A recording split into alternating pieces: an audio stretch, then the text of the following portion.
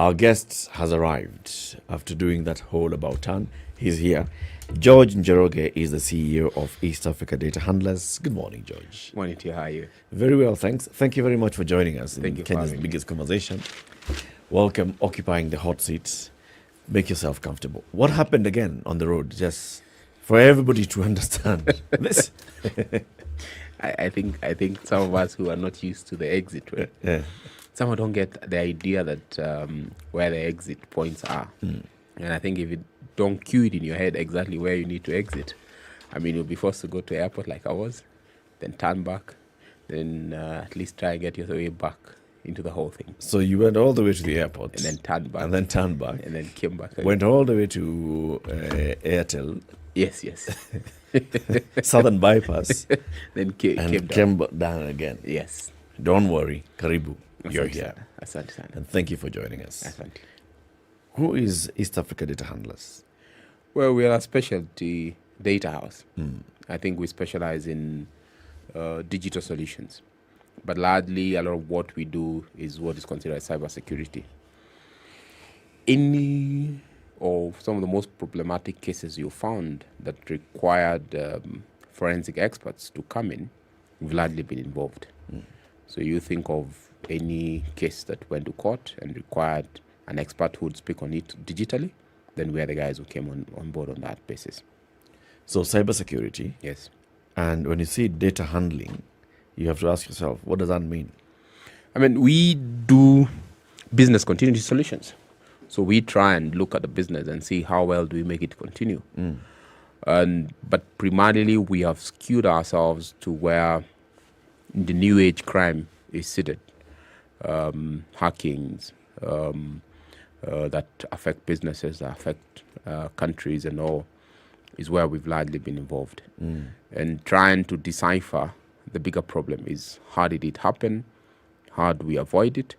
And if we, for instance, have been hacked, or the new age crime of like ransomware, how do we ensure that we are not ransomed? So ransomware is where, for instance, somebody comes in, locks your entire files, puts a password on it, and calls and says, On your own machine. On your own machine. Which is in your own office or home. Which is exactly what you put even in your own iPad or laptop. And then says, bro, you better pay me maybe $1,000 or $10,000 and send it on Bitcoin or whatever crypto they would like to be paid in. And I'll give you the key. Otherwise, you'll not be helped. Have we seen such cases in Kenya? A lot. We read about such cases internationally in Kenya. You're saying reading. We see movies. Yes, we actually see movies about such things. Well, I think Does it happen in Kenya? a lot. I mean, our data handlers, we find ourselves handling these kind of things maybe every month. There's always a huge entity that has been hit. Every other day, some of us are hit, but entities that are sizable enough have these kind of problems. And largely because we are a human entity-run business. So one of our brothers in the entire setup likes watching maybe porn or clicks into a thing or two that necessarily leads them to a place where they open a door and then hackers get access to their machine. So when you come in as data handlers, what do you do? Well, we You negotiate on their behalf? I wish you can do that. I like that. No, we have better ways of negotiating. So we'll decrypt the entire data for them, and we will pick that and decrypted data, and we will use it and have them use it normally. When you say decrypt, what do you mean?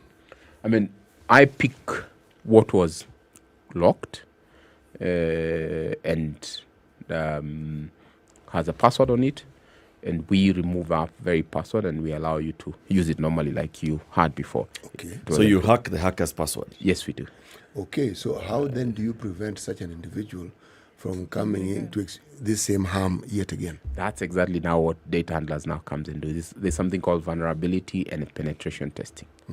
We'll come always and check how vulnerable are you, how penetrable you are, and if somebody can penetrate you, then check how likely you are to be penetrated, and then align you towards fixing those issues. Okay. Yes. Now, What are the things that make you vulnerable? Well, the biggest thing that makes you vulnerable is humans. We are reckless in nature. Your password, I guess, is your last name, the nickname your mother liked calling you, your child's favorite child's name. Those are things that we are consistent on that. Things you can remember easily. Things that you will, and then that password is consistently across everything: your Facebook, your Instagram, your bank account, online banking. I mean, it's you get one and you have the whole thing, and the only thing you add is a 01, 05, or 2022 at the end. You ask, let's poll here. See, he's a bit worried because that's exactly what his password is right now. No. So he's thinking, oh God, I have to change this. in about a minute. What I have is his favorite dog, and he didn't mention that, so I'm quite safe. So, I mean, these are the normal passwords. I mean, they are our pets, our wives, our girlfriend names, everything that we want to. Brother, you had to put wives after pets. Followed by girlfriends, no then less. Girlfriends. Okay. All right. Talking about elections, because that's the conversation that we'd like to have with you today. Yes. Is we have technology being deployed in our elections. Yes. Okay. All the 22 million plus registered voters, their details are with the IEBC, collected electronically, biometric data. Yes. Then this register is now being broken down into polling stations Yes. across the 46,232 polling stations. Yes. Right? Which means that if you want to go into any police station, you'll find the people who are registered there into this one Kim's kit. Then the data will be transmitted. And then there'll be all these accusations of, there's a midway server somewhere that is receiving and then playing games and then retransmitting. Yeah. Now, do you have a role to play as data handlers in protecting such systems? Well, we help the players involved in the game understand what has happened. In the 2017 elections, I was at the Supreme Court. And at the time, I was consulting for Jubilee Party. And my role was to try and understand and decipher exactly what happened. Our biggest opportunity, I think, as a people, is to embrace technology. But it's also to understand the risks that comes with technology. Our opportunity is to embrace and take it up and then see how best do we use the technology to advance the resources and the opportunities that comes with election. We have a very complex solution that's going to be implemented. We have one singular database at about 20-something million people that is going to be broken down in, you're going to run 46,000 queries. So just simple instructions that says, split this into small databases based on location. So if there's a location called Mombasa Road, split it. Everybody that falls on that, you split it. Then within that small database that has been created called Mombasa Road, split them into chunks of 700, of 1 into 700, and then you make them into polling centers, then polling stations. So that's exactly the task that they currently have.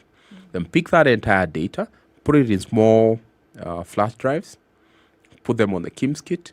Now hope and anticipate that guys will come in and everybody will be identified on the D-Day. On the D-Day, once you're identified, create another small database of everybody who has voted.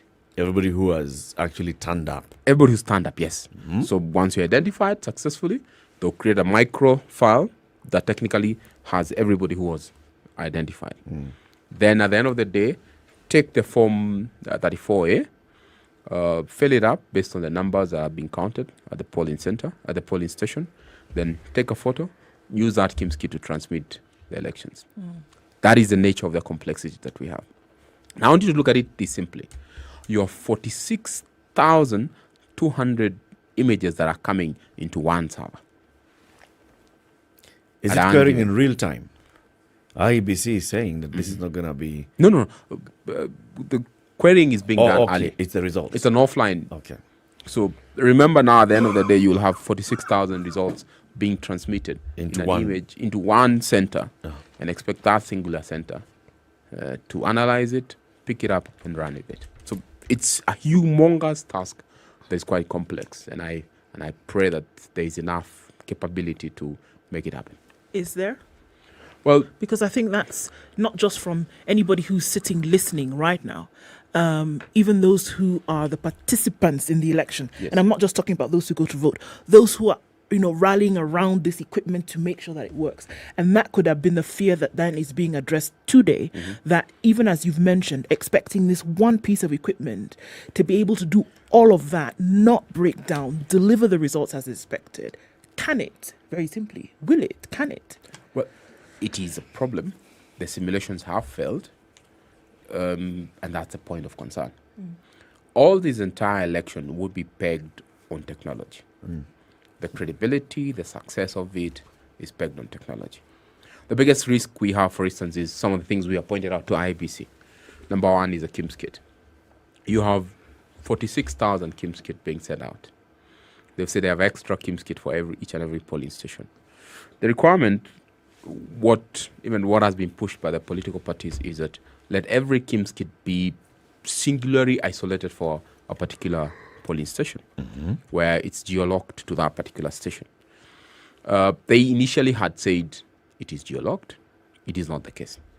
What is geolocked is a singular database.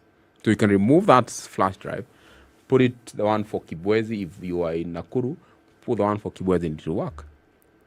Wait, the flash drive is the one that is geolocked, right? It is not. So we have a kit. We have something, that thing where you go and put your finger, Yes. right? This is the kit. And then this one accepts a flash drive. Yes. And the flash drive is what is containing the data. Yes. This is just a device. Yes. Okay. So you're saying that the device is not locked to this particular polling station. That's exactly where the This problem device can be removed from here and be taken to Kibwezi, like you've said. Yeah. But can the flash drive be taken to Kibwezi? Well, It can. It can, yes. But it will only have the information of Mombasa Road polling station. yes. Okay. And that's So where the problem is. where is the problem? Because that means that, for instance, tomorrow morning I'll wake up and create my polling data, come with a KIMS kit, and presuppose to identify voters. Is it that you will duplicate what already exists, or will you have knowledge of what exists so that you create something similar? You will have knowledge of what exists and they create something similar. You're saying very scary things. Scary thing. Yeah, do you understand? No, it's not that scary, but tell us why you feel it's scary. Do you know? Did you hear what he just said? Yes, I did. That it's possible for you to have this data and you can actually go and replicate it. Yes. If you can replicate it, it also means that you can create new data. Yes. That's My exactly question what the is, problem how do you get access to this data? Yes. I thought that is where the IBC has secured this data. There was the a- 22 million voters, that is secured. Or does anybody have access to this database of 22 million? Well, there was allegation that 4,000 KIMS kit were lost. Quisha. So if there are 4,000 KIMS Whoa. kit missing, then you have flash drive that contains whatever information you want to put on it. It means you will identify anybody. Let me tell you another problem. The original supplier of this KIMS kit that we currently are going to use in the next 30 days or less is a company called EADH. They didn't win the tender for this election. The new supplier of KIMS kit is called Seismatic. Semantic or Seismatic. That's a word. Systematic. Now, it means one manufacturer. This is Pioneer. We remove Pioneer, manufacturer of this equipment. We say, oh, we have a new guy called Mika. He's going to be supporting this equipment. How do we remove the data from the Pioneer To Mika. to Mika? And get it, the data will remain on the same KIMS kit hardware, but it will require to operate on the software of Mika. How do you make it work? Is So it the impossible? The transition between the old service provider and the migration of that entire data has been put to question, where that data was originally encrypted. What is that the original supplier was never paid. So he never provided the encryption keys to decipher the data that they were locked, because he had locked the data. So what happened? The migration, the IBC says they migrated the data. The question is, was the migration successful? And did it mean that your voter identification data, so it means your ID, your fingerprints, migrated successfully into the new infrastructure? That has not been tested. So you have only verified you're in the Has it mobile been tested by who? by the individual voters. I mean, my fingerprint can only be tested by me. Yes. So if See you if it correlates with what is supposedly in the system. so does it purely identify me as the actual voter that fingerprint belongs to? And is it possible to pilot the working capacity or the veracity of this equipment before the actual process of voting? Or are we waiting for the actual day of voting? In the 2017 election, 2.5 million voters were not identified with the KIMS kit. Yes. That at that point, the supplier of the software, the supplier of the hardware was the same. In this time, the supplier of the software is one, the supplier of the hardware is a different component. And where's the benefit? I mean, it creates a problem. Yes, that's why, because I'm wondering. There was a fallout between. I even understand the commission fallout, and but the I supplier. was thinking more of compatibility. Okay? And how it is that someone who's applied both soft and hard, the software and the hardware, and yet there was a problem. Is Now, it? what happens with one who has supplied the software and has not supplied the hardware? What kind of problem do you anticipate? Yeah. But these things happen all the time. No. Bwana. In an election such as this one here, it isn't a problem that has happened. Banks migrate from one system to another. KRA migrates from one system to another. They We do. have seen this. They do. Eh? They do. But in a case like this, I'm not talking about that of just compatibility. No. I'm talking about the deliberateness. Because how do you have a situation when you have a sensitive matter like that of an election, and suddenly we're dealing with problems that can easily be resolved? We're not discussing something that is extremely... No, there's nothing hard about this. The technology we're talking about, we're not inventing it. It exists. Yes. It has worked elsewhere. Yes. It has even worked here. And there are people who know exactly what to do with it. So the moment I hear software, one other person, hardware, one other person, compatibility, bit of an issue, to me, this is deliberate. I've got very many questions to ask you, George. Because here you are raising concern and casting some shadow of doubt on the credibility of even the suppliers. But no, I'm trying to tell you the problems that we have. Let me give you another problem. Take a break. Okay? There's enough problems up to 33 minutes after 7. Let's take another break. 27 minutes to 8. Kenya's biggest conversation takes this break. Our guest is George Njoroge. He is the CEO of East Africa Data Handlers. We're talking about technology in this year's general election. Before that, George, you passed by the expressway entrance in Westlands, and you saw this accident. Yeah, it's really bad. I think it got me very worried. There's a matatu that has overturned. A few people lying on the road. Not sure of their status. And I think got me very worried why there's all these accidents at the entry points. Both at Longer now in Westlands. Yeah. These are big stations. I mean, you see this station from very far. Yes. However, even as you talk about approaching the Westlands entry into the expressway, you come and there are 4 lanes. Yes. And then suddenly the 2 lanes they condense are into taking you into the expressway, and Yeah. the other 2 are the ones that are bringing you onto the lower road. Yeah. So we've seen very many cases where, in fact, I've been driving on that road, and you have to remind yourself, keep left. Yes. If you don't want to enter the expressway. If you're on the right, Not just keep, stay left. stay left.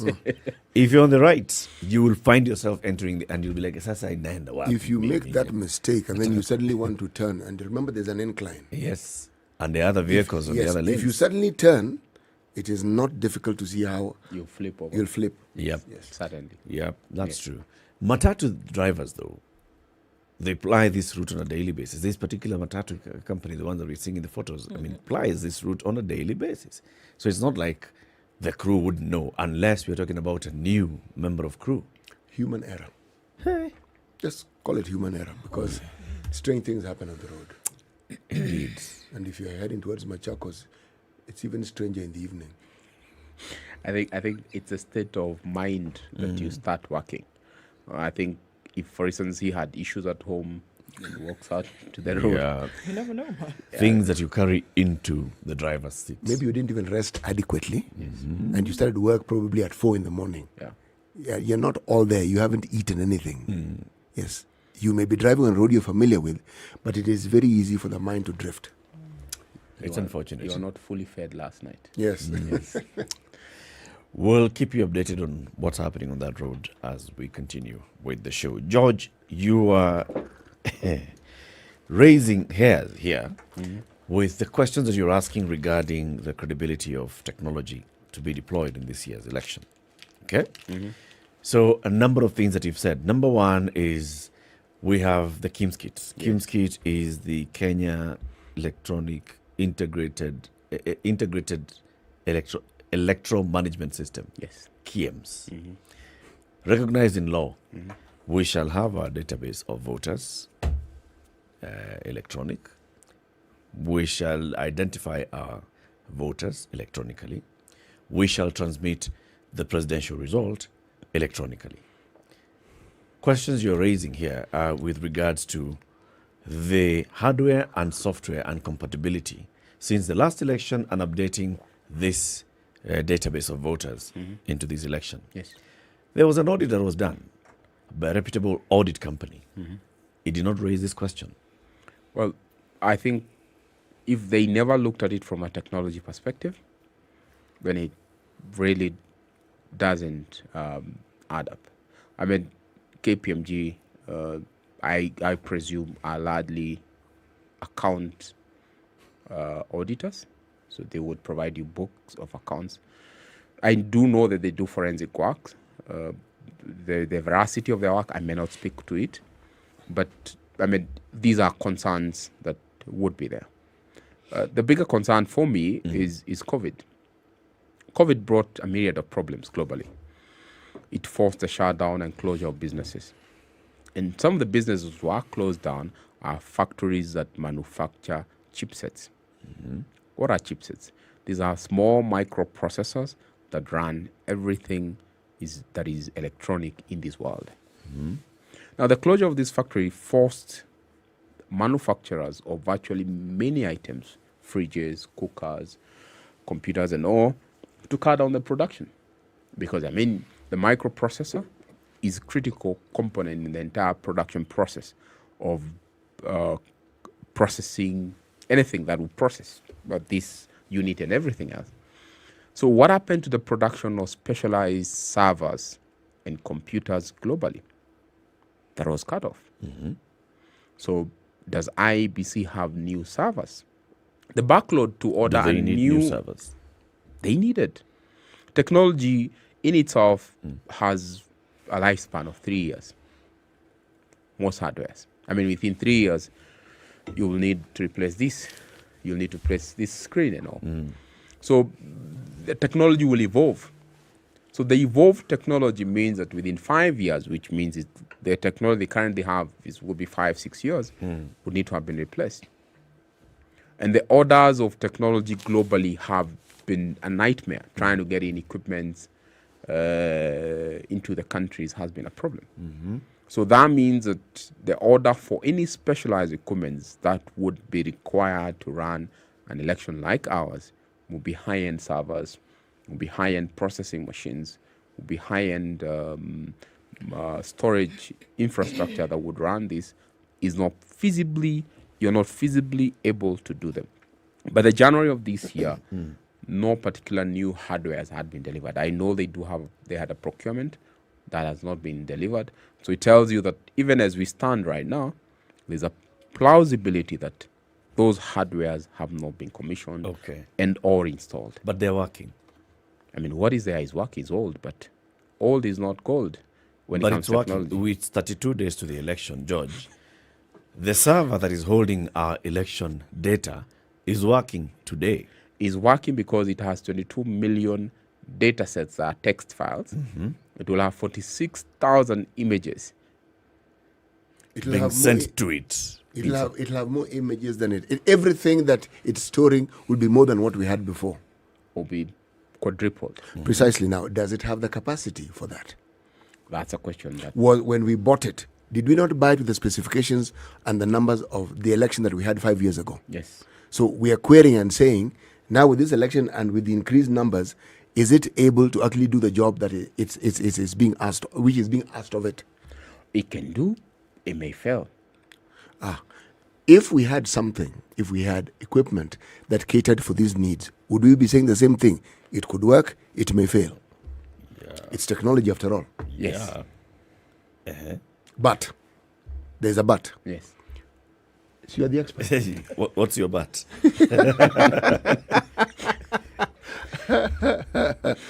No, there's need for clarity.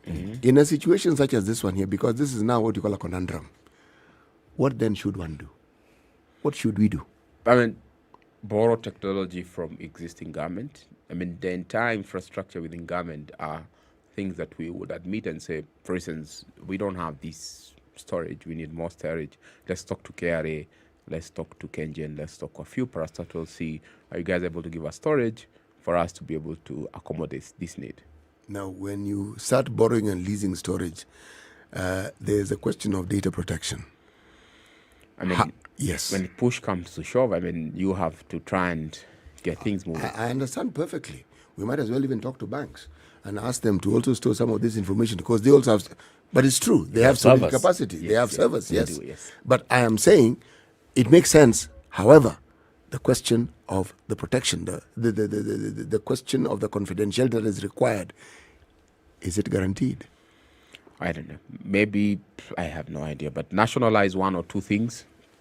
Pick a bank, nationalize it, take your servers and use it. I don't know whether you would. Why nationalize it? Why don't you just use the central bank? Because central bank, well, if you're talking about an institution that has a serious server that can do all sorts of things, central bank in my mind would be... You would assume that the central bank would have a serious server. Oh yes, not assume. It must have. Given the work that it does, it must have. All the money it keeps for us. George, have I got this wrong?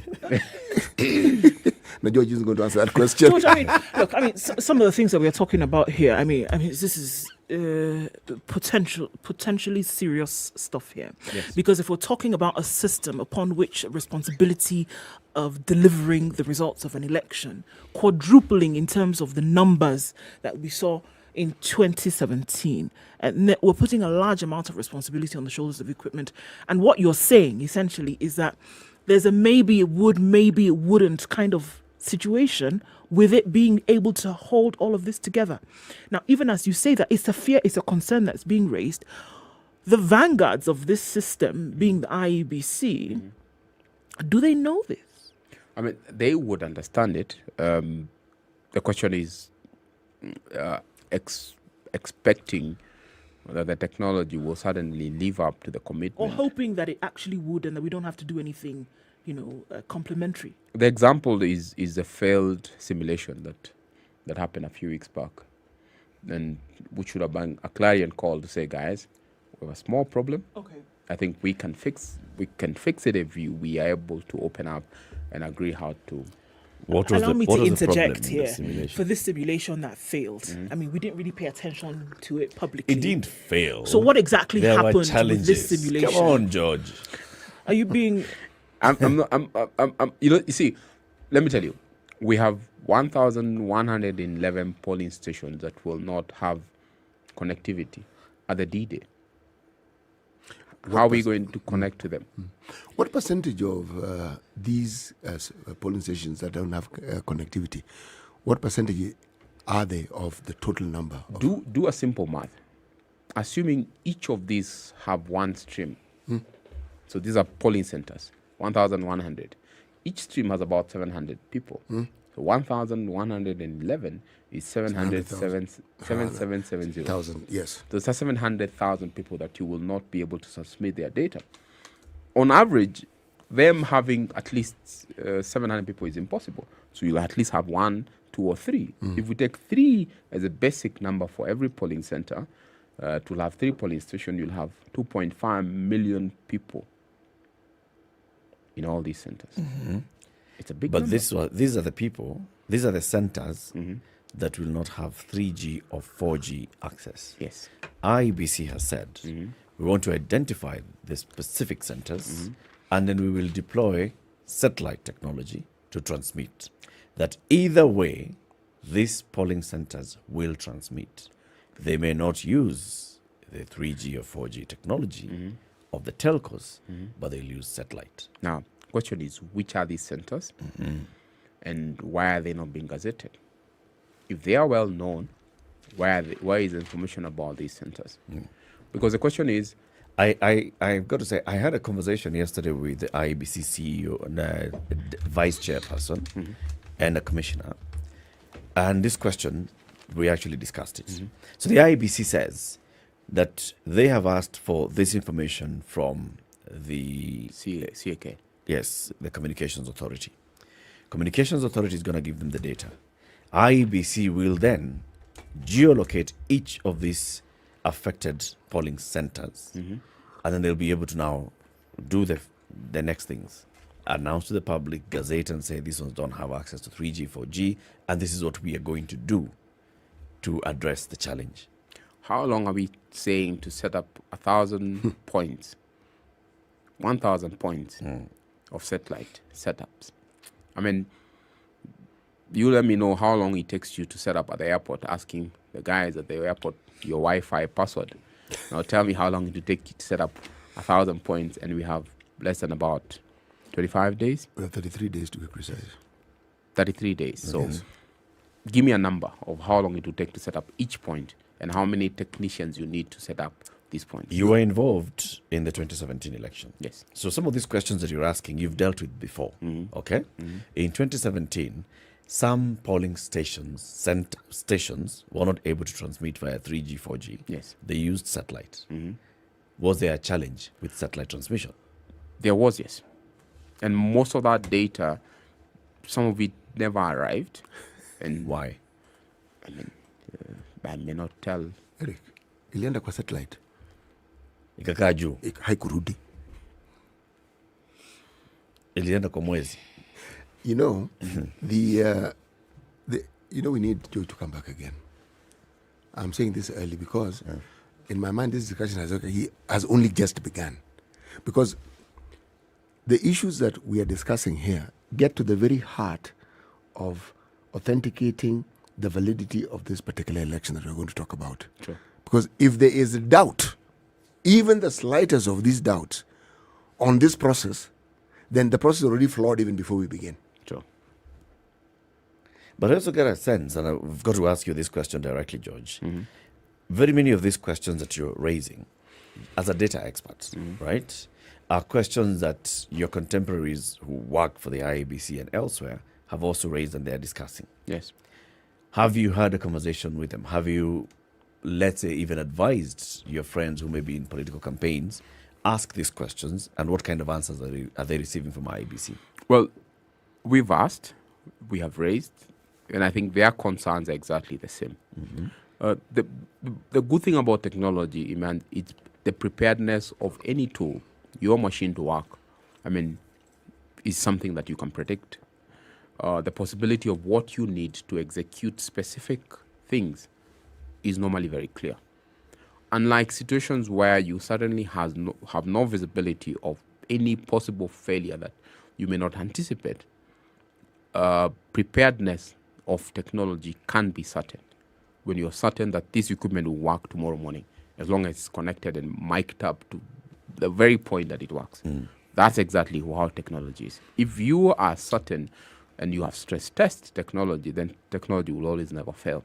But when there are certain glaring pointers that require to be addressed and they are ignored or they're perpetually found to be flawed, then suddenly you're walking into a crisis that will suddenly happen. What happened? What challenges were experienced with this simulation that happened a few weeks ago? What happened and what should have been done or what is being done currently to work on those issues? Well, IBC has committed to having another simulation maybe in another week or so.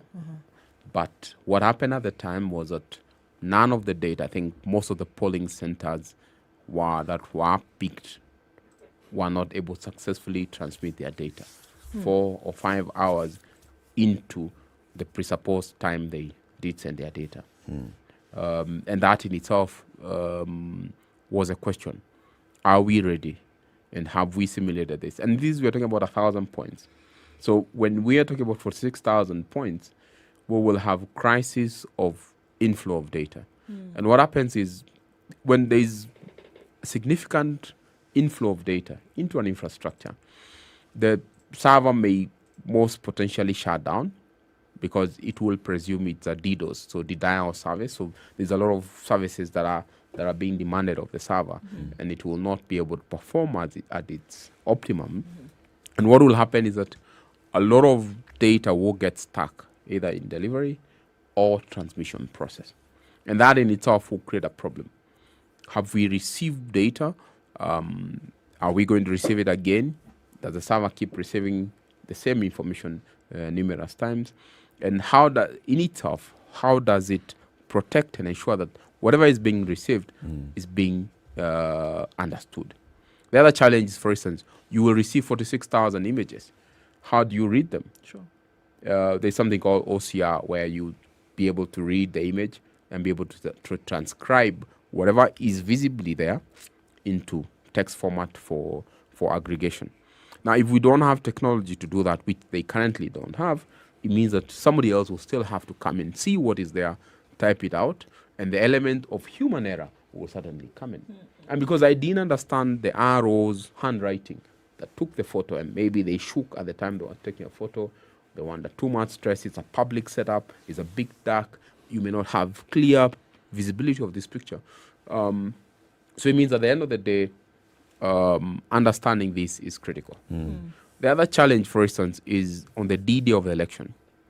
One of the problems that you find is that nobody has an idea of how many people voted in terms of the ballot papers. And what happens is that the remainder of the ballot papers are normally put back on the ballot box and it's sealed. And until a court order is issued for the opening of the ballot box, you will not know how many ballot papers remained. If they were to digitize the ballot paper process and be able to ensure that the returns of the ballot paper are put on the voting diary, it would make it possible for, even without a court order, to have access to the information of saying, we had 200,000 ballot papers received in our center. 200 people turned out. So we have a remainder of 5. And because it's digitized, the system will just pick that data and transmit, so that as they are transmitting results, they are transmitting the results plus the return of the ballot paper data. That will make it easy. So you necessarily do not need a court order unless you need to verify this information at whatever point. George, we thank you very much for joining us today. Thank you. And like CT said, especially when the IEBC conducts its second simulation, Yes. Let's continue having these conversations. Sure. Let's keep raising the questions that ought to be raised. Let's Yes. make sure that all of us understand the process. Sure. George Njoroge is the CEO of the East Africa Data Handlers. He's been here with us telling us about use of technology in this year's general election. Are we prepared? Do we understand the technology? Is the IEBC well kitted to work the technology that they have? Kenya's biggest conversation continues into the next hour. Remember, we are talking about elections bila noma. Elections bila noma is where we promote peace. Penda jirani yako. Look at them and don't see them as an enemy. Just see them as a fellow Kenyan who will be going to vote for whichever candidate of their choice, and it's their right to do that. Good morning. It's 8 o'clock.